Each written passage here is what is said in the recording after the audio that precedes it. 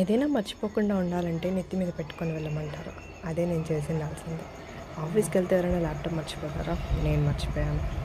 హ్యాపీగా నేను బ్లాగ్ చేస్తున్నాను, కానీ నేను నా ల్యాప్టాప్ మర్చిపోయాను. And now I'm going to client meeting and నేను ల్యాప్టాప్ మర్చిపోయాను. లిటరలీ 5 years తర్వాత ఆఫీస్కి వెళ్తే ఎవరికైనా ఎక్సైట్మెంట్ ఉంది. నన్ను కూడా క్లయింట్ విజిట్ కోసం అలానే పిలిచారు.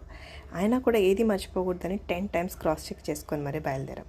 బట్ వర్క్ చేసి పక్కన పెట్టిన ల్యాప్టాప్ మాత్రం మాతో పాటు ఆటోలో పెట్టుకోవడం మర్చిపోయాం.